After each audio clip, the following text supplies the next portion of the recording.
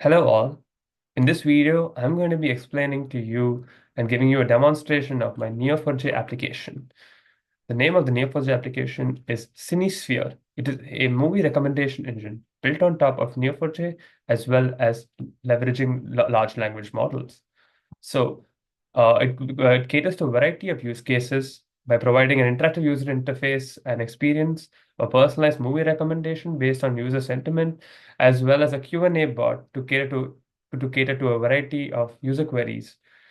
And here is the architecture. I got the data from Kaggle. I cleaned it up on Python, ingested the data into Neo4j.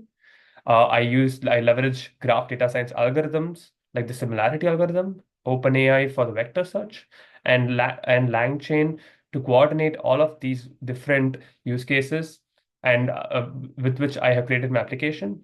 And finally, as the users interact with the application, it it sort of collaboratively makes the graph better constantly. So let's go to our application right now. I have it already open here. I have created a custom, you can sign up as well and create your email account, or you can even sign in here. I have already created an account here named Neo4j at yahoo.com, and I've set up a password as well. Let's log in here. So once you log in, you'll be guided to our homepage. Here are our new additions of movies, and in the back end, you get a new node created with respect to your user with the email ID neo4j at yahoo.com. Once you create your username and password, you will be guided here, and now you go to your onboarding. So once you're on onboarding, you get to select a bunch of movies based on which you will be recommended more movies based on the similarity algorithm, the graph data science similarity algorithm. Now, if you come to recommendations here, this is where you get your movies catered to you based on what you like. So you'll have to select some of the movies from the onboarding tab here. Let's go here and select some movies based on your preferences. You might like movies like The Batman, or let's say Jumanji, or you might like a movie like Blade Runner. So once you select these movies, you can scroll down and press submit here. Once you press submit in the backend, you will get the recommendations in the GDS graph. So let's go back to our graph here and update. Let's see what are the various different movies. So like you see here, you got the Batman, Jumanji, and the Blade Runner updated in the graph. Now, using our GDS graph projection, we get a set of recommendations here based on what sort of movies I'd like to watch. So if you do not like these movies, you can always press the refresh button and you'll get a new set of movies based on in from the GDS graph. You can always reset the recommendations by clicking this button and deleting all of the surrounding relationships. In this way, you will not be in the GDS graph anymore. So, and finally, if you have a question, let's see. If you have a question about a particular movie, let's say the movie Desperado. So you can copy this here. Come to questions. So once we come here, we can be like, what is the plot? The plot of the movie Desperado. And once we click enter in the backend, our LangChain will go and launch a separate chain with respect to what the question is, and it'll launch the chat chain. There are three different chains which are in use here, like it's mentioned here in the documentation page, in the technical documentation. It's mentioned how the functionalities come together. It's using LangChain and the multi-agent routing system, which is here, the chatbot functionality.